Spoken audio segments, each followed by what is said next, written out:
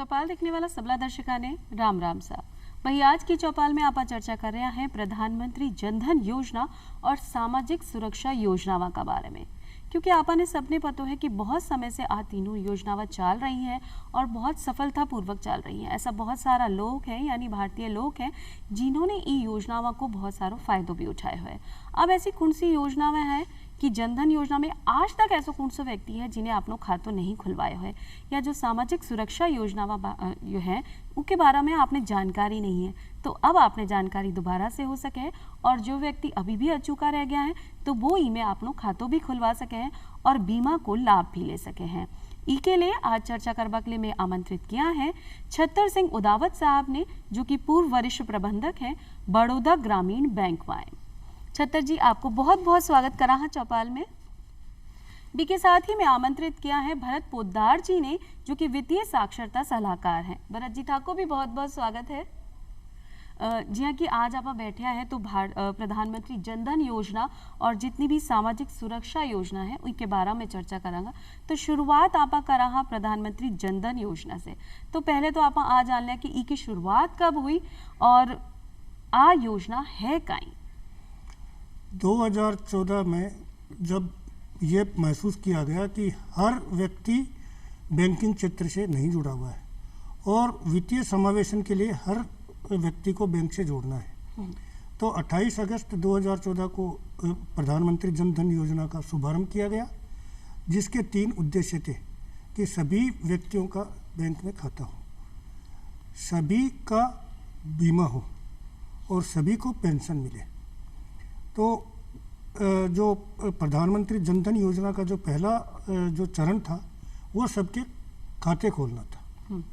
तो उसके लिए जीरो बैलेंस या मूल बचत खाता या जनधन खाता, आप कुछ भी कहिए, इसके नाम से खाते खोलने शुरू किए गए, क्योंकि बहुत सारे ऐसे भारत के नागरिक थे जिनके पास खाता खोलने के लिए पैसे नहीं थे या उनको खाता खोलने के लिए जो डॉक्यूमेंट्स चाहिए केवाईसी करने के लिए वो डॉक्यूमेंट्स नहीं थे। तो सरकार ने सोचा कि खाता खोलना है तो इन दोनों चीज़ों को एक बार सरलीकृत करना पड़ेगा कि बिना शेष के भी खाता खोल सकते हैं, डॉक्यूमेंट पूरे नहीं हो तो भी खाता खोल सकते हैं। तो ये जो अपना जनधन खाते या जीरो बैलेंस अकाउंट या मूल बचत खाते, इसमें आप पहले भी खोल सकते थे, आज भी खोल सकते हैं जी। आप जीरो बैलेंस से खाता खोल सकते हैं। डॉक्यूमेंट्स में एक आपके पास आधार कार्ड होना चाहिए, यदि पैन कार्ड है तो ठीक है, नहीं तो वोटर आईडी हो सकता है, ड्राइविंग लाइसेंस हो सकता है, पासपोर्ट हो सकता है, नरेगा कार्ड हो सकता है, किसी सरकारी संस्था की तरफ से ये फोटो युक्त पहचान पत्र हो सकता है कि अमुक अमुक व्यक्ति अमुक अमुक निवासी है और ये यहाँ रहता है। तो इसके आधार पे किसी भी बैंक में, चाहे सरकारी हो, चाहे प्राइवेट हो, चाहे कोऑपरेटिव बैंक हो, ये खाते खोले जा सकते हैं। और सबसे मज़ेदार बात ये है कि ये जब योजना लागू हुई थी तो 9 साल में लगभग 50 करोड़ खाते खुले हैं। और ऐसा भी नहीं कि खाते खुले तो जीरो बैलेंस से खुल गए तो उनमें कोई लेन देन नहीं हुआ। आज के दिन 2,03,000 करोड़ रुपए इसमें जमा है। मतलब एवरेज एक खाते में 4,000 रुपये से भी ज़्यादा जमा है।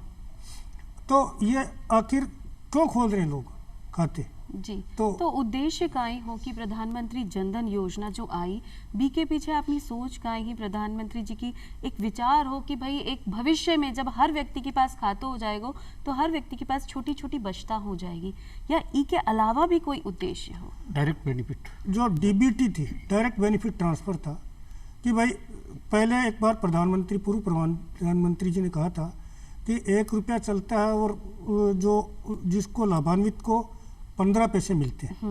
तो अब वो 1 रुपया निकलता है तो 1 रुपया ही खाते में आता है। लेकिन इसके साथ साथ इसमें कुछ और चीज़ें जोड़ी गई, जैसे सबसे पहले तो जो शुरू में खाते खुले थे 28/8/2014 से 31/1/15 तक, उनमें 30,000 रुपये का मुफ्त जीवन बीमा था। सपोज कीजिए कि उस समय उसकी उम्र 22 साल थी, तो उस पीरियड में जो भी खाते खुले थे वो जब तक 60 साल के होंगे तब तक उनको 30,000 रुपये जीवन बीमा का लाभ मिलेगा। दूसरा इसमें यह प्रावधान है कि जो हमारे परिवार की मुखिया महिलाएं हैं तो वो यदि 6 महीने तक संतोषजनक लेन देन कर लेती हैं तो उनको 10,000 रुपये तक की ओवरड्राफ्ट सुविधा वो जी उस खाते में ले सकती है। और तीसरी सबसे बड़ी बात यह है कि जो ग्रामीण क्षेत्र में खास तौर से लोग जानते नहीं हैं कि उसमें एक रुपया कार्ड या एटीएम कार्ड दिया जाता है। तो यदि आपने 45 दिन में या तो उस एटीएम कार्ड से पैसे निकाल लिए या एटीएम कार्ड से आपने बैलेंस इंक्वायरी कर ली, चाहे वो बैंक के एटीएम पे जाके या बैंक मित्र के माध्यम से, तो उसमें 2 लाख रुपए का मुफ्त दुर्घटना बीमा है जी। तो ये इसके अतिरिक्त लाभ है। तो आपनो जो उद्देश्य हो जनधन योजना खोलवा को या योजना चलावा को वह आई हो कि हर व्यक्ति का बैंक में खाता खुल जाए, जिसे ऐसी बहुत सारी योजना सरकार समय समय पर लाती रहे, अलग अलग विचार की, स्वास्थ्य की, बीमा की, कितनी भी को सीधो लाभ लाभार्थी तक पहुंचना चाहिए। यानी पारदर्शिता की दृष्टि से खोली गई आ योजना जनधन योजना आज बहुत ही सफल रूप से कारगर है। हर व्यक्ति ई में आपनो खातो खुलवा रहे हैं, जैसे कि अभी बताया कि 9 साल में कितना करोड़ खाता खुल गया है। यानी हर एक, जहाँ तक कि महिलाओं के हाथ में जब खातों नहीं हो, लेकिन आज हर एक महिला को खातों भी है और भी को विशेष फायदों भी उठा रही है। इसमें जो 55% खाते हैं वो महिलाओं के और 67% खाते ग्रामीण क्षेत्र के जी और 81% खाते हैं वो चालू हैं, मतलब रनिंग में है। तो ये योजना तो अपने आप में सफल रही है, सफल ही है। छतर जी आपसे पूछना चाहा कि जैसे हर योजना का एक विशेष लाभ होवे, तो आ योजना का था की नजर में कहीं विशेष लाभ है कि जो हर व्यक्ति ने मिल रहा है। इन खातों के माध्यम से सरकार ने विचार किया कि आम आदमी बीमा से नहीं जुड़ पा रहा है और कोई दुर्घटना हो जाती है उसका भी उसको बेनिफिट नहीं मिल पा रहा, तो इन्हीं खातों के माध्यम से प्रधानमंत्री जीवन ज्योति बीमा जो एक सामान्य इंश्योरेंस होता है उसका स्कीम लॉन्च की है 2015 में जी। 1 जून 2015 से स्टार्ट हो गई और इसमें पात्र व्यक्ति होता है 18 से 50 साल की एज वाला और उससे 31 मई को साल भर के लिए इंश्योरेंस कवरेज दिया जाता है और ये ऑटोमेटिक रिन्यूअल होता है। वो अपना जो ग्राहक जो अंडरटेकिंग देता है तो मेरे खाते में इनसे आप पैसा ऑटोमेटिक डेबिट करके कंपनी को प्रीमियम भिजवा दें जी। और इसमें 436 रुपये इनका वार्षिक प्रीमियम है। जब ये खाते स्टार्ट किया था उस समय 330 रुपये था और इसमें जो डेथ अगर हो जाती है तो उसका डेथ सर्टिफिकेट या जैसा भी कॉज ऑफ डेथ होता है उसका प्रमाण पत्र लगने के बाद उसके बाद उसको नॉमिनी को उसका 2 लाख रुपए तक का बीमा दे दिया जाता है। ये कि गवर्नमेंट ने देखा भी ये खेतों में काम करते हुए या किसी भी एक्सीडेंट से तो किसी की डेथ हो जाती तो वो बिल्कुल कम प्रीमियम पे जो जब निर्धारित किया था 2015 में तो उसमें 12 रुपये में इसका इंश्योरेंस होता था और अभी वर्तमान में 20 रुपये में इसका इंश्योरेंस 2 लाख रुपए का इंश्योरेंस देते हैं जी। इसमें जब डेथ हो जाती है तो उस समय तो उसके नॉमिनी को 2 लाख रुपए का भुगतान कर देते हैं कंपनी और अगर एक्सीडेंट हो गया तो उसमें ये एक आँख या एक हाथ मतलब अर्ध विकलांग अगर हो रहा तो उसको 1 लाख का इंश्योरेंस दे देते हैं और दोनों अगर पूर्ण विकलांग हो गया दोनों आंखें हो गई दोनों हाथ पांव ऐसे हो गए तो 2 लाख रुपए का उसको उसमें ये बेनिफिट उसको मिल जाता है। तो छतर सिंह जी ने जो अभी आपने बताया वो सुरक्षा बीमा योजना के बारे में चर्चा की कि कितनो आपनो बीमा हो सके और किया आपने मिल सके। आप दोबारा अपनी जनधन योजना की तरफ आवा हा और पोदार साहब से आपसे पूछना चाहा कि जहाँ कि मैं आज जानना चाह रही कि जनधन योजना का विशेष लाभ एक तो ओवरड्राफ्ट की सुविधा है। अगर 6 महीना तक आप लगातार अपनो खातो चलाता रहवा तो आप ओवरड्राफ्ट ले सका तो कितना तक ले सका? ये हमारी जो परिवार की मुखिया महिला है उसके लिए ये सुविधा है। 6 महीने तक यदि सही लेन देन चलता है, संतोषजनक लेन देन चलता है तो 10,000 रुपये तक का ओवरड्राफ्ट उसमें मिलता है। और इसके साथ ही जैसे मैंने बताया कि इसमें आपका दुर्घटना बीमा है 2 लाख का और साथ ही साथ यदि आपने शुरू में खाते खोले थे तो 30,000 रुपये का जीवन बीमा भी है। जैसा हमारे उद्धव साहब ने जिक्र किया प्रधानमंत्री सुरक्षा बीमा योजना का, तो इसमें सबसे बड़ी बात यह है कि यदि एक्सीडेंट का मतलब खाली रोड एक्सीडेंट नहीं है, सांप खा गया, कोई जानवर खा गया, आप खेत में काम कर रहे हैं, आपका कुट्टी मशीन में हाथ आ गया, कोई नेचुरल कैलामिटी हो गई, बिजली गिर गई, सब तरह की चीज़ें इसमें मतलब जो है शामिल की जाती है। अब आप देखें कि जयपुर शहर के आसपास के जो हमारे बच्चे जयपुर में काम करने आते हैं, तो रोज़ जैसे आंकड़े जो हमें मिलते हैं 5 एक्सीडेंट होते हैं और उसमें ज़्यादातर जो विक्टिम होते हैं वो मोटरसाइकिल वाले होते हैं। तो ये 18 से 70 साल का कोई भी जो जिसका बैंक या पोस्ट ऑफिस में खाता है वो सुरक्षा बीमा से जुड़ सकता है। यदि उसकी इस तरह के एक्सीडेंट से डेथ हो गई तो 2 लाख रुपए मिलेंगे। एक हाथ, एक आँख, एक पैर उसका यदि खराब हो गया तो 1 लाख मिलेंगे। 2 अंग खराब हो गए तो 2 लाख रुपए मिलेंगे। तो बहुत छोटा सा योजना है। आपके घर में 5 मेंबर हैं तो 100 रुपये आपको सालाना आपका प्रीमियम जाएगा और आपका 10 लाख रुपए का बीमा हो जाएगा। अच्छा, एक इसमें स्पष्टीकरण में और देना चाहता हूँ कि जैसे प्रधानमंत्री जीवन ज्योति बीमा योजना में किसी ने अपना इनरोलमेंट कराया है और सुरक्षा बीमा भी करवाया है और एक्सीडेंट से मृत्यु हो जाती है तो 2 लाख उस सुरक्षा बीमा के मिलेंगे, 2 लाख जीवन ज्योति बीमा के मिलेंगे। और यदि उसका जनधन खाता है और उसने अपना रुपए कार्ड ले रखा है और 45 दिन में उसने या तो उसने पैसे उससे निकाले हैं या उससे बैलेंस इंक्वायरी करी है तो 2 लाख रुपये मिलेंगे। तो 436 और 20 रुपये 456 रुपये में एक आदमी को 6 लाख रुपए दुर्घटना होने पर, मृत्यु होने पर मिल रहे हैं। हाथ या आंशिक अपंगता होती है तो 1 से 2 लाख रुपए मिल रहे हैं। नेचुरल डेथ होती है तो 2 लाख रुपए मिलते हैं। अब आप देखिए कोरोना में 3 से 4 लाख लोगों को प्रधानमंत्री जीवन ज्योति बीमा जिन्होंने करवा रखा था उनको 2-2 लाख रुपए का उनके नॉमिनी को भुगतान हुआ।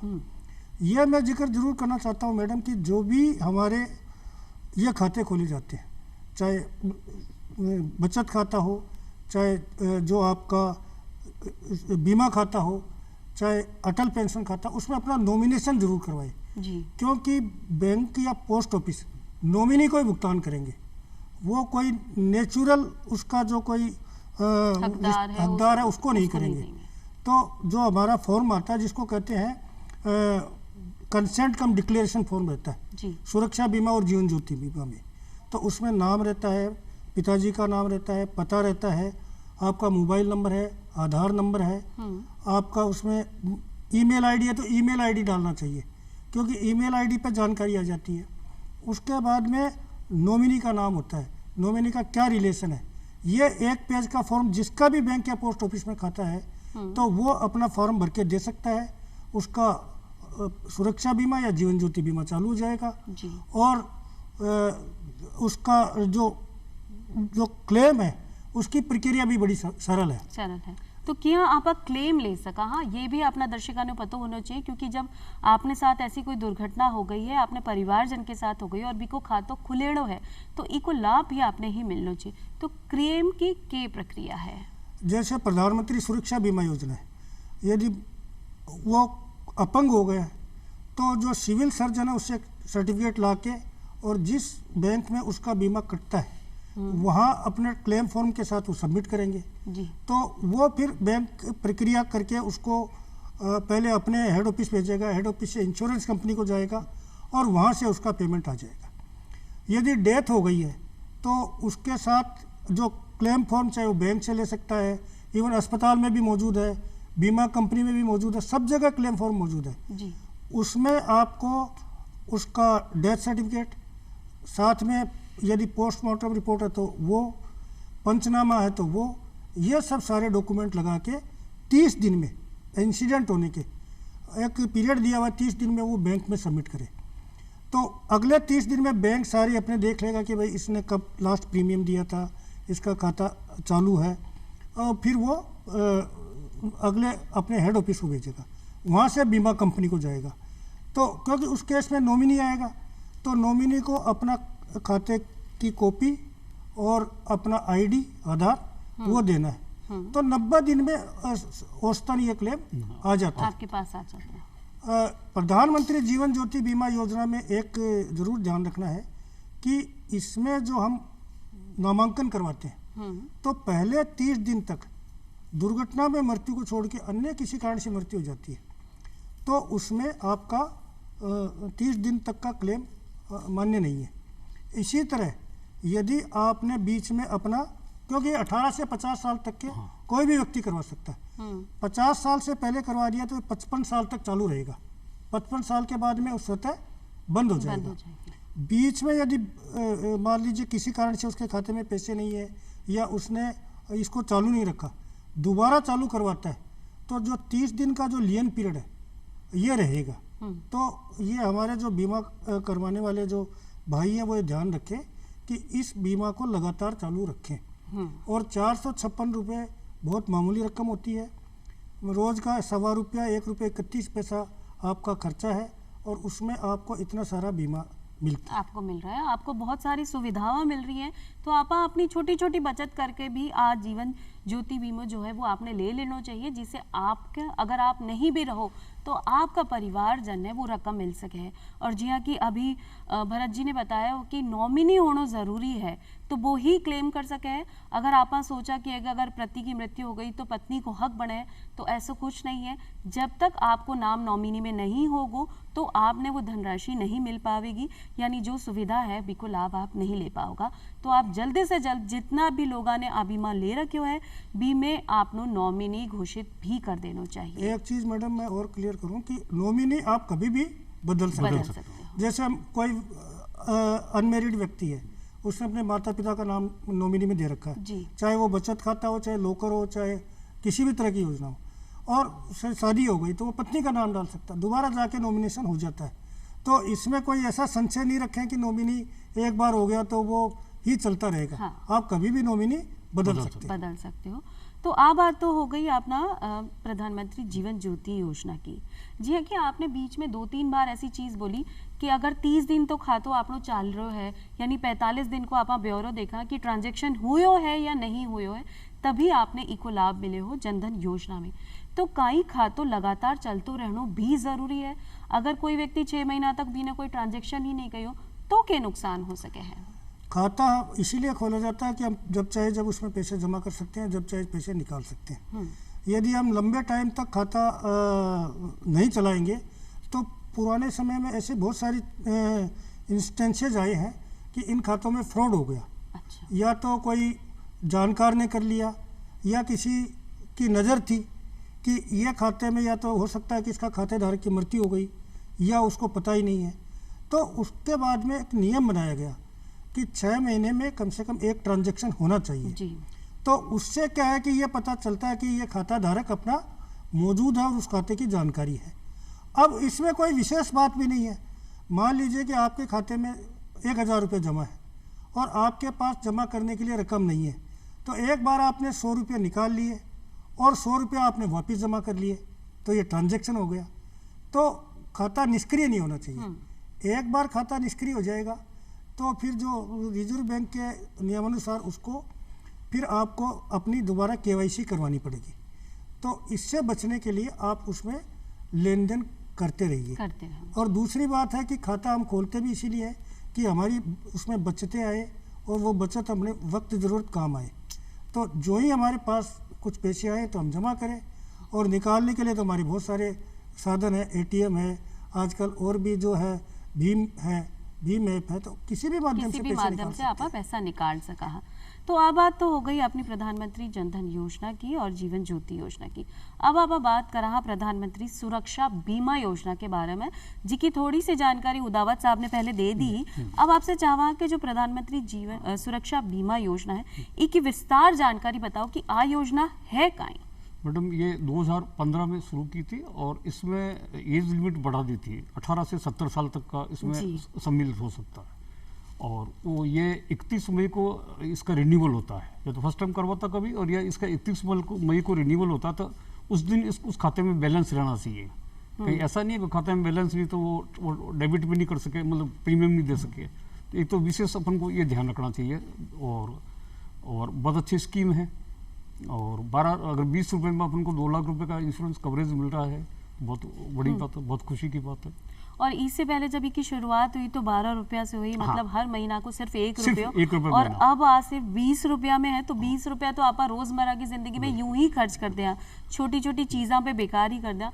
तो 20 रुपया में अगर आपने बीमो मिल रहा है तो इसे चौकी बात कोई नहीं है। तो अपना दर्शकों से आई निवेदन है, अगर आपने अभी तक आयु बीमा में हिस्सा नहीं लियो है या बीमा नहीं करायो है तो आप तुरंत अपनी बैंक से संपर्क करा और प्रधानमंत्री सुरक्षा बीमा योजना में दाखिलो ले लिया, जिससे आपने फायदो हो सके। मैडम, पिछले साल जो इसका क्लेम अमाउंट था 2302 लाख रुपए इसका क्लेम हुआ था अपने सुरक्षा जो बीमा प्रधानमंत्री सुरक्षा बीमा योजना का। तो पिछले साल का जो क्लेम अमाउंट था 2302 करोड़ रुपए था। 2302 करोड़ था।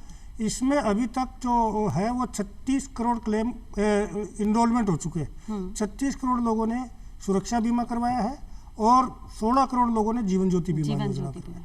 इसी तरह मैडम अटल पेंशन योजना इसका एक जो अगला स्वरूप है, जिसमें 18 से 40 साल का कोई भी व्यक्ति ऑप्शन दे सकता है कि उसको 1000 रुपये का पेंशन लेनी है या 5000 की लेनी है, 2000, 3000, 4000। तो 60 साल के बाद में उसको पेंशन मिलेगी। इसके लिए जो है एक चार्ट बना हुआ है। जैसे मान लीजिए कि 18 साल का व्यक्ति है, वो अपना 5000 रुपये 60 साल होने के बाद में पेंशन लेना चाहता है, तो हर महीने उसके 210 रुपये कटेंगे। साल के 12 महीने में 2520 रुपये होंगे और 42 साल में रकम आएगी 1,05,000 कुछ रुपये। लेकिन इसका जो आगे का जो लाभ है वो ये है कि 60 साल के बाद में उसको 5000 पेंशन मिलेगी। तो 1 साल के 60,000 पेंशन मिली, और जो है यदि वो 20 साल भी मौजूद रहा या उसकी स्पाउस मौजूद रही, तो दोनों भी मौजूद 20 साल भी निकाल दिए उन्होंने, तो 12 लाख रुपए तो उनको पेंशन मिल जाएगी। और 60 साल होते ही 8.5 लाख रुपए उसको कोर अमाउंट बोलते हैं, वो रिजर्व हो जाती है। जो ही उन दोनों की डेथ होती है तो जो भी नॉमिनी बच्चे उनको मिल जाती है। तो 12 लाख और 8.5 लाख रुपए का हम योग करें तो 20.5 लाख रुपए हो जाते हैं। तो एक छोटी सी बचत जो हमने साल में 2500 रुपये की बचत करी या 42 साल में 1,05,000 रुपये की बचत करी, वो 60 साल के बाद में हमें इतना प्रतिफल इसका मिलता है। दूसरा इसमें यह बात भी है कि आप इसमें कभी भी एग्जिट कर सकते हैं। इसमें अपना जो आपका जो टारगेट अमाउंट को 1000 से 5000 तक बढ़ा सकते हैं, 5000 से 1000 तक कम लेके आ सकते हैं। लेकिन इसमें एक चीज़ ज़रूर है कि यदि किसी की मृत्यु हो गई तो जो स्पोर्स है उसको 60 साल तक चालू रख सकता है। कोई ये समझे कि मैंने बीमा ले ली, मैंने इंश्योरेंस का जो है प्रीमियम भरना शुरू कर दिया है, मान लीजिए 20 साल की उम्र में शुरू करा और उसकी 10 साल के बाद में मृत्यु हो गई तो पेंशन मिलने लग जाएगी, ऐसा प्रावधान नहीं है। 60 साल के बाद से ही या तो वो उसको कंटिन्यू 60 साल तक प्रीमियम दे या उस समय तक उसकी जो रकम जमा है और उस पर जो भी PFRDA जो ब्याज या जो देता है वो आप निकाल सकते हैं, कभी भी एग्जिट कर सकते हैं। बहुत ज्यादा जरूरी प्रश्न आवे है कि कौन कौन पात्रता रखे हैं जो अगर पेंशन में आपनो जमा कराना चाहे तो कौन सा व्यक्ति ये ले सके है? 3 तरह के पात्रता नहीं रखते। एक तो 18 से 40 साल की उम्र होनी चाहिए, बैंक या पोस्ट ऑफिस में खाता होना चाहिए, एक उसका जो आपका PFRDA से जो पेंशन मिलती है, पेंशन ले रहा है या NPS ले रहा है, वो पात्र नहीं है। और तीसरा जो 1 अक्टूबर 2022 से नया प्रावधान आया है कि इनकम टैक्स पेई, लेकिन इनकम टैक्स पेई का आशय यह नहीं है कि उसने इनकम टैक्स रिटर्न भरी लेकिन उसका टैक्स नहीं बनता है तो वो पात्र है। यदि उसका टैक्स कटा है तो वो पात्र नहीं है। दूसरी बात यह है कि मान लो आज वो ये पेंशन का ऑप्शन देता है और अभी उसका टैक्स नहीं कटा है तो उसका पेंशन की पात्रता आ गई जी। 2 साल बाद में यदि उसका कटता है तो कोई दिक्कत नहीं है। जिस दिन उसने पेंशन का ऑप्शन दिया है उस दिन उसका इनकम टैक्स नहीं कटना चाहिए जी। तो आज की जो जानकारी आपने ली है जनधन योजना और सामाजिक सुरक्षा योजना के बारे में कि भरत जी थे पधारे और दावत साहब थे पधारे और इतनी चौखी जानकारी अपने दर्शकों ने दी था, दोनों ने धन्यवाद देवा। हाँ, और आज मैं चला फिर मिलांगा एक नई जानकारी के साथ, तब तक के लिए राम राम सा।